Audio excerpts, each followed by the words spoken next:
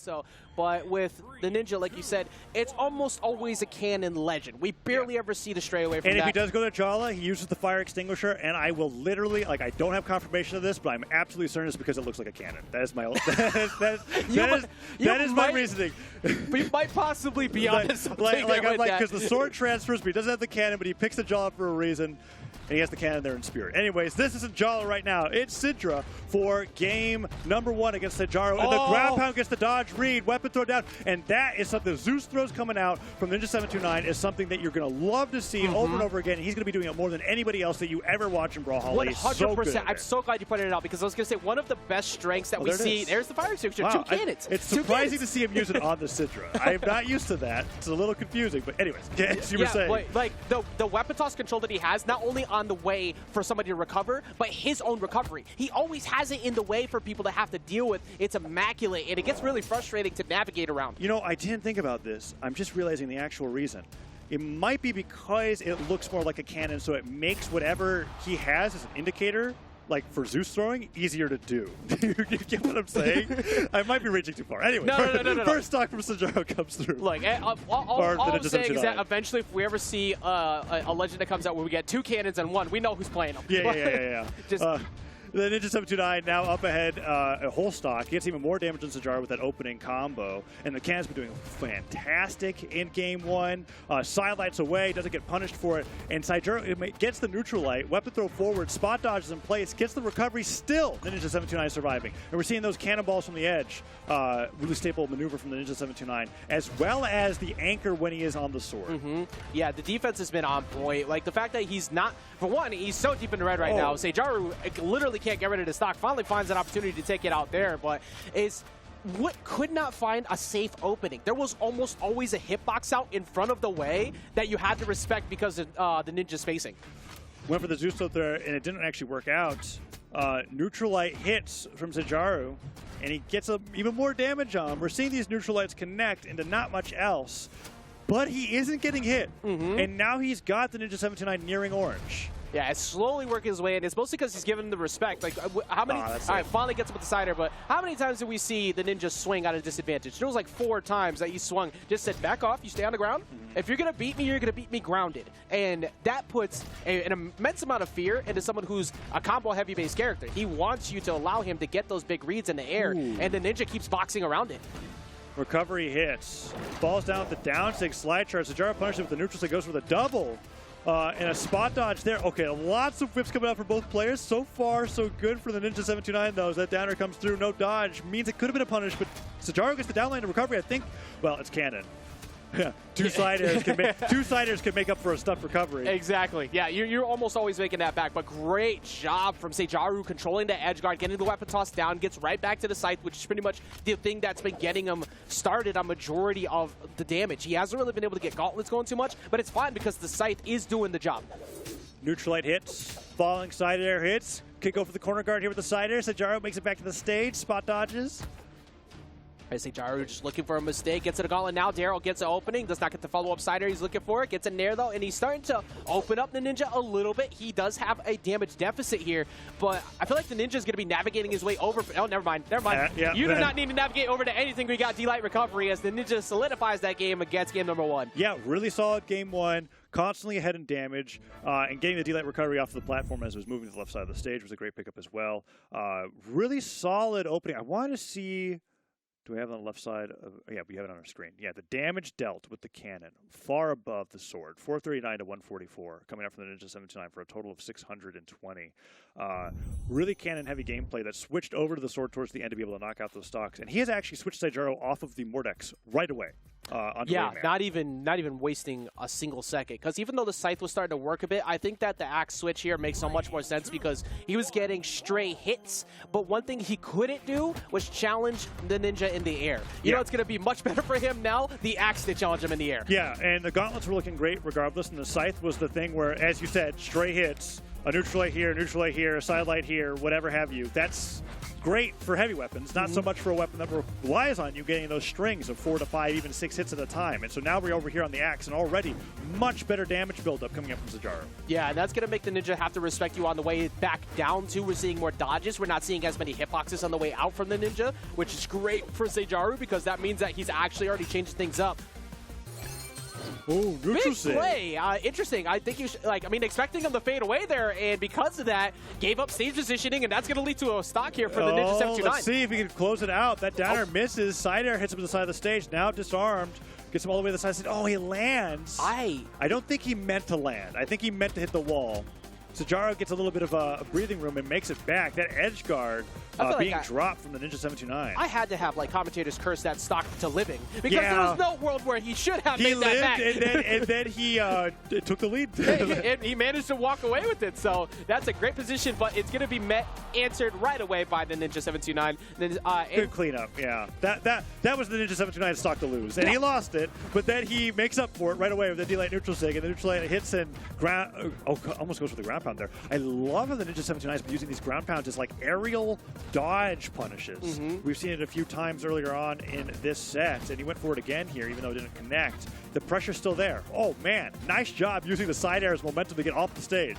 Yeah, giving him that respect he needs it to. But Seijaru's now playing at ranges. Just the ground pound connects that time. It worked at the very beginning of game 1. You were just alluding to that. Yeah. The weapon toss up always keeps the Ninja safe, though. It's such a big issue because you have to try and play around that, and then he just navigates himself back up.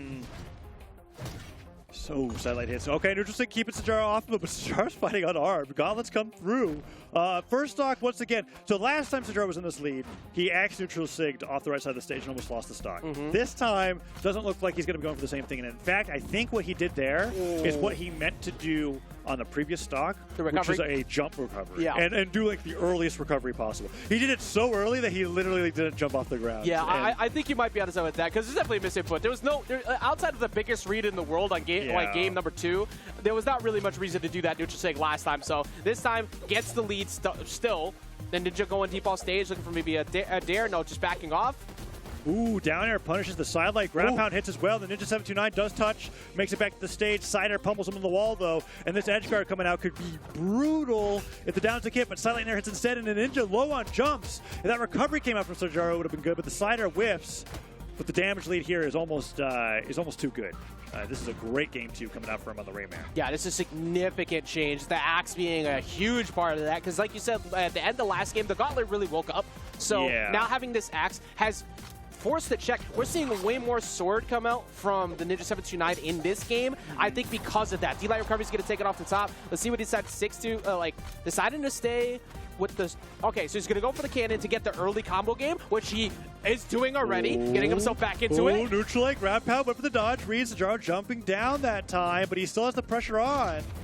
Neutral stick keeping him grounded, goes in for the side air. As long as he got cannon against gauntlets, I think he's pretty comfortable with this. But when the axe comes out, we may see him switch over to the sword. We'll see if he goes for that. Side light comes through. Side air gets the read forward. Seijaru so far doing great on the gauntlets, but that down tick gets punished. Double side light.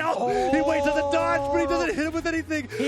It was there, but he didn't believe hard enough. I think that he just started fading down and just got caught off guard, and that's going to lead to Seijaru closing out game number 2. I thought that was the cannon highlight of the year. I was so ready. The double side light hits. He waits in the air. The dodge comes out, and then he just doesn't hit him with anything, and the game goes over to Seijaru. Great win coming out for him. And we're seeing that the gauntlets and axe doing a relatively equal amount of work. But man, really nice game 2. Yeah. I think that was just one of those moments where you believed hard enough until you didn't. It's like you had to play, you felt like it would work, and then last second you second guess yourself. And look at his PR difference as well, 4-27. Yeah. Seijaru has been making an incredible statement as to why that number is going to change dramatically soon with these performances we're seeing already here in moving into game number 3. Yeah, Seijaru, fantastic showing as of late. Now in game 3, really needs to take this win over the Ninja729 to get into the top 8 on the elimination bracket side. Apocalypse is here. That's the first anchor that we've seen coming out from Ninja729 all set, which is surprising me because I mentioned it as a staple of this play, but he comes through. Has the sword now against gauntlets, which you mentioned was something that looks like he was becoming more and more preferable here, but as he goes to the other side of the stage, he pivots the down tick on accident. Yeah, these gauntlets have been super consistent. And the TheNinja729 kind of pumped the brakes a little bit on the Cannon D-Sig, which we saw a whole lot out of game 1, too. It's like as a get-out-of-scramble situation. I think these platforms have kind of been a part of that. So it gives Seijaru a different option to land, so there's no point. The Cannon D-Sig off the side. The weapon toss keeping him safe. Very close game right now. Your spawn comes in, but Seijaru punishes it with the sidelight side air, puts him on the side of the stage. D-Light ground pound takes the stock, and Seijaru with the lead in game number 3. And Apocalypse is where the TheNinja729 was able to get his one win so far in the set. So really great adjustment coming up from Seijaru. I really do think that he's playing with the axe like he was playing the scythe, only it's an axe. So exactly. He's getting the damage for actually winning, because the scythe would connect, but the damage wasn't there because he couldn't get the full extensions, and it was constantly swinging from the Ninja coming on the way down, so there's no point. But with the axe, it gets him enough fear to stop him from doing that, and now he's been able to control disadvantage against the Ninja way better with this mix-up here with Rayman. And even more so, I feel like for the TheNinja729, the Cannon into axe has been a difficult matchup for him. I think Cannon is a lot similar to Lance in how, because the moves move your character's body so aggressively, axe sidelight kind of handles that really well if you're good at it. And the stock goes over the TheNinja729, but Seijaru with a comfortable lead here in game number 3. Yeah, now Seijaru is still, like you said, relatively comfortable lead. Finally comes back out here. Big swinging. Okay, looking. Getting a little uncomfortable. Oh, but then he responds, moves for the double down sig. Recovery hits. Side air gets him as well. Weapon throw gets him. What a perfectly executed edge guard. Multiple side airs to try and get back on. And Seijaru said absolutely not. There's something really painful about seeing a cannon side air propel a character's face straight into an axe weapon throw. And then just watching. That's not a face anymore. That is two faces now. That face. Man, and seeing that happen twice there, what an awesome edge guard for Seijaru. Cannon weapon throw to downer, and that's going to be it. And the game evened up real quickly of TheNinja729 having his own weapon throw tech coming out here in game number 3. And now it's anyone's game. That matters so much. They got him right back into this game. All he needs is one good sidelight just to get back in. And he's gotten a couple of them so far. We've seen the low percent strings are on point. He gets one there, but then he waits and sees the dodge. So I wonder if he tries to capitalize on that as this goes on. Oh, he's really trying to get these sidelight resets. Neutral sig comes forward, and Seijaru just flies right over the cannonball, lands with the down sig. Siders coming through, just trying to get back on the stage safely. But here's the axe problem we mentioned before. Yeah, how do you get in with Cannon without getting caught by the neutral light or the sidelight of axe? It is a tough problem to solve. And now getting hit by Nair to use it. And the problem is just switch over to a weapon. Oh, but the cannon was primed. Yeah, it's still the cannon, so... Side sig gravity canceled works. Seijaru looking for the weapon throw, or the side air, and the weapon throw stops him. Nice job, spot dodge, neutral light. And he goes all the way out there to try and hit the TheNinja729 out of a cannon side air. That's it. Gets him with the neutral light. He has to dive kick. He has no jumps left. Weapon throw secures it, and he brings it to a match point. Yeah, all the resources are already gone. He used the weapon toss down to try and just smack Seijaru for trying to challenge him up, but Seijaru smartly held his ground there. Did he go try to challenge that? Because that was one of those positions where you know the resources are out, so they're probably going to get panicky and try to swing. So let me wait for this, punished him accordingly, sent him right back off stage, the weapon toss, just to guarantee that it seals the deal there, and Seijaru moves up 2-1. The Rayman has been the absolute answer. Taza, what is the Ninja going to have to do somehow, some way to answer that? It's a playstyle adaptation. He has to be able to solve what's happening with the axe here, and the axe, I think, is completely stopping his cannon, and his cannon was the basically the lights in game number 1, and now that is being shut out by Seijaru on the axe. And gauntlets have always looked good for him, and no matter what character he's been playing. So we'll have to see what the TheNinja729 can do, because I really don't have the answer here. And hopefully he'll be able to find it, because if he doesn't, that's it, 3-1. And we're not going to a game 5. As Seijaru with the axe so far has just been so dominant against the Ninja's cannon. Exactly. Elimination side, and Seijaru continuing to work towards getting that PR number ever so higher. Just here trying to knock out the TheNinja729. Going all the way out there, just missing out on the follow-up play, but he was right up against the wall. Yeah, Seijaru makes it back. A lot of damage coming through, but he already had a lot of damage onto his enemy before that. Neutral comes forward. Ground pound connects. Such great accuracy from the ground pound on cannon from the TheNinja729, but oftentimes doesn't lead into anything else other than a little bit of damage. Yeah, and that was only the second anchor we've seen that you were talking about before. You expected to see a lot of that, but that one, though, going to snatch him up. The Kraken coming through and getting him to stock. Yeah, the neutral stick from Sidra, pretty rare to see. Seijaru goes for the haymaker. Side light, side air. Ground pound, finishes that stock 2-2. Really good cleanup coming out from Seijaru, and he switches over to the X. Damage mitigation has been so good on Seijaru. Like, whenever he actually does lose a stock or something bad happens, he minimizes the follow-ups. You don't get to keep winning. You don't get massive reward on hit against him. He's been preventing that from getting out of hand, and that matters so much against in a very explosive playstyle like the Ninja. Ooh, D-Light down there comes forward. Ground pound punishes the anchor. Recovery comes through again, and I think a cannon's primed here. Yeah, picks it up, falls to the down air. Nice job avoiding that pummel from Seijaru. Recovery hits, Nair hits, double Nair, almost hit again. All right, this is a great stock from the TheNinja729. This is his time to capitalize. He does not have the axe, and he's going to rush to it soon, so that's why you see the Ninja immediately, for one, so he can get KO consistency, snatching it with the N-Sig again. We're seeing that start to come out more often here. There was a lot of resources that he was able to position him. They weren't all gone, but that was a good call from the Ninja. As he goes off stage, just misses out on the follow-off. Goes to the down air. He almost had that 0 to death on his Seijaru. Sidelight comes forward, down air. This is the TheNinja729's game for sure. Down air from Seijaru is trying to stop the momentum. Cannon picked up, falls down, gets the Nair, the second Nair. So Nair on hit from Cannon. The second one will come out so much faster than if you missed it, just because of how those frames work on miss and on hit. Seijaru really playing around that safely, but look at this. 2 stocks to 1, and he's in orange. Yeah, I mean, I want to see this go to Game 5. Like, this has been such a close set. I really want to see it get to that point. Say, the Ninja working his way towards that, getting neutralized, going to send it back off stage. Oh, good dodge for the GC side sig, and now that's going to be Seijaru. Probably not making it back, but he does, in fact, touch the wall. Oh, man, being able to spot dodge the fist coming out in the downer, gets the spike 2-stocked in game number 4. The TheNinja729 brings it to a match point.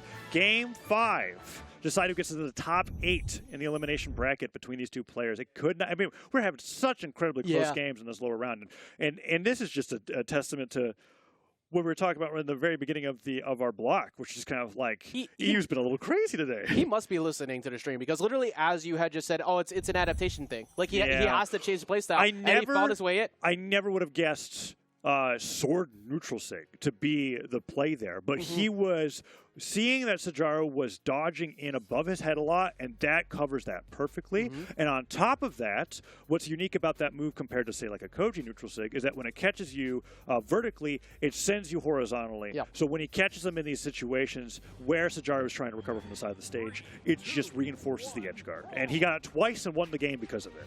Yeah, now we see one more switch, and not only for the stage, but we see the Val come out. Wow, this is a crazy, this is a crazy game 5. Great haul and a completely new legend.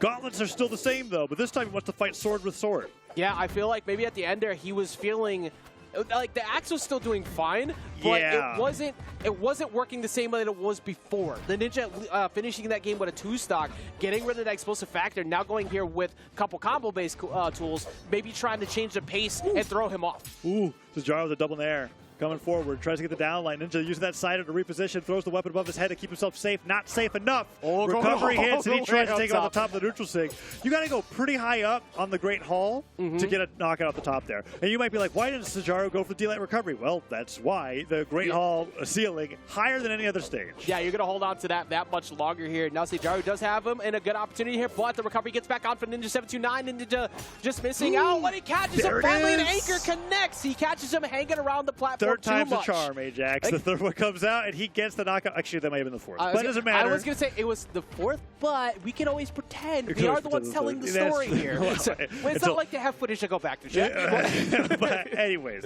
point being is that he's used it a few times, not to great success, but as the game's gone along, no! Okay. That was like the cannon read. Sidelight stand still, watch their spot dodge, and then destroy them. But that's twice now where the TheNinja729 has not finished what I thought was like the perfect play. I will say this, though. The fact that the Ninja is getting a lot more combo strings that are leading up to those potential moments, he's woken up. Like, that's something that's going to scare the crap out of you when you're on last stock. For sure. When he decides to go for that, and you're thinking about pressing your dodge, and he just goes for it. All it takes is him executing one of those to the very end for your stock to go from white to nothing. And so it's...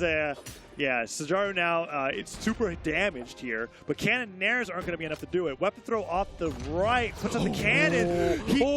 Wow, he does a dash up, gravity cancel down sig. That time we saw him trying to use the neutral sig, but here on the Great Hall, you get that extra bit of recovery forgiveness in the sense that you can, where the Ninja729 is standing, you can jump onto that and you can reset your jump. So it's a lot harder to get that move. Something I'm really impressed by with the Ninja right now is that with the Great Hall, you have more platforms to go to, so you're more inclined to jump. He's putting out so many SIGs that say don't jump. Yeah. Because that's going to force him to stay grounded, and that's going to get him those that damage. Yeah, and then we're seeing the addition now of the dash jump down SIG on Cannon, which shoots in the opposite direction, only covers the ground beneath you. He's taking the stock lead now. Seijaru now 1 stock. This is his tournament stock. Loses this, he's out. The Ninja729 moves forward. Can he bring it to a last stock scenario? Sideline side air doesn't hit. With Ninja729 trying to get those combos started. Oh, the dodge! Great timing from Seijaru, but if all you're doing is dodging attacks, not hitting back, there we go. Side air hits, ground pound. Can it come through? Recovery, not what he's looking for. And that side stick not punished as he doesn't hold down, doesn't fall through the platform. Wait a minute. And now it's 1 stock to 1. You know, defense does win championships, but you do also need to find a hit every once in a while, and he does find the hits finally at the end. And the Ninja, even though he had incredible combos, is now in a spot where he might get even back up. Sider pushes him away, goes for the anchor, does not connect. Love that positioning, though. He uses it so that if it misses, he falls beneath the stage, doesn't get punished. That is a Citrus-specific thing that you've got to be good at if you want to play this character. And Seijaru with the double nair goes to the side lane, gets the 3rd nair. He's punishing him now on the weapon. Now he's just hovering over it. He can't get to it. He's going to get access to another gauntlet. And he's evened this back up here, Taza. Oh, it's so many hits coming out from the gauntlets here. They dodge right past each other, but the neutral 8 hits. And oh no, the Ninja729, he's doing these weapon throws in neutral, hoping that one of them will hit, but they keep missing. And Seijaru's got the gauntlets versus unarmed. And oh no, the down air whips. Oh my God, he works. Seijaru's got all this damage for no damage in return. Yeah, he works so hard to get to the sword, but at what cost? He took so much damage. The Ninja729 doesn't know the land. Recovery's not going to get off the top. Oh, he ground pounds back. Gets one back down down. air hits. Okay. Does he switch over to the cannon? He does. He does. He wants a big play. Silent recovery would do it at this point. Down air hits. Side air connects. Cannonball comes forward. Dodges the neutral air. All right, weapon toss again. He wants to get back access to the sword, but that's going to give Seijaru an opportunity to bait him to try to approach. Would daylight recovery even knock out here? I'm not sure. From a platform, I think on the platform, yes. On the ground, no. Now back to the gauntlets. One recovery takes it out. And that's not going to do it. Great Hall. Ceiling's crazy. Does he win off of that? The Ninja729 needs a weapon. He's thrown so many into the way. That's it. And that's it. It's Seijaru gets game number 5 to get himself still in his bracket, knocking PR number 4 down. Seijaru's insane run continues, Taza. The Ninja got gifted so many opportunities to try and get back into that, but a big part of that was the Ninja never capitalizing on those dodge reads and never capitalizing later on trying to get himself to a weapon to get things started, and that gave Seijaru so much opportunity to get back in the game. The momentum that switched over when it got to that last stock situation. When we said it's a last stock scenario, Seijaru became untouchable. There was a point where I was counting the amount of just raw neutral airs that he got in that gameplay against the Ninja, where the Ninja couldn't do anything. And after a certain point, when the Ninja got ticked into orange damage, he never touched center stage again. No. He spent the entire time around the 3 platforms being like, how do I get down? How do I get down?